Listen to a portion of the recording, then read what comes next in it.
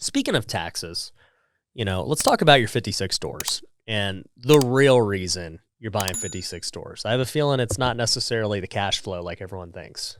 No, so when I got started investing into real estate, that's all I would look at. I would look at the cash flow. I'd be like, all right, how much am I investing? How much am I getting back out in cash flow?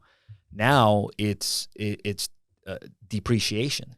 So I'll give you an example. I bought a 25-unit building in 2019, and basically I got $1 million write-off on that building.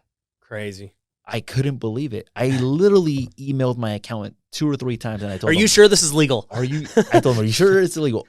Are you sure that this is right?" So I told him, let me get this straight. So you're saying that by owning this building, that wipes out all of the gains for my real estate business, and you're saying that I don't have to pay any federal taxes? And he looked at me and he said, yeah. I was like, I couldn't believe it. I knew that there was something out there, and that's what I'm talking about, having access to the right information, getting connected to the right people, reading the right books. But yeah, now I look at the return on investment, but I also look at the depreciation that I'm getting from the asset to see if I can minimize my tax liability and pay less taxes so that I can continue to reinvest back into the business or continue to reinvest back into real estate. Right. Yeah, I'm actually in the process of creating a rental property course. Mm-hmm. And, one of the segments is tax and like ROI.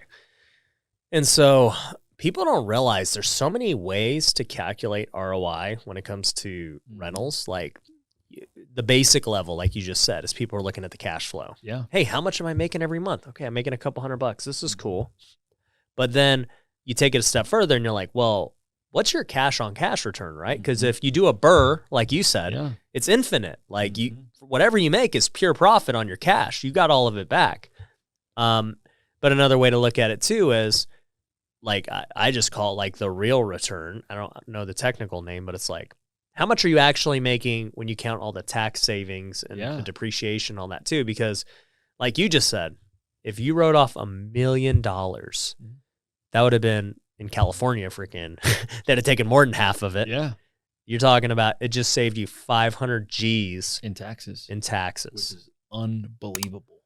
Just because you can do so much with that. Right. Even if you were breaking even on cash flow, but you saved 500,000, the return is crazy. The other thing I didn't pay attention to was the principal pay down. Like when I started buying properties, I was just like, okay, how much positive cash flow am I making and how much am I investing? But I didn't realize that the principal gets paid down as well too, and then you get the depreciation as well too, and then you get to write off the interest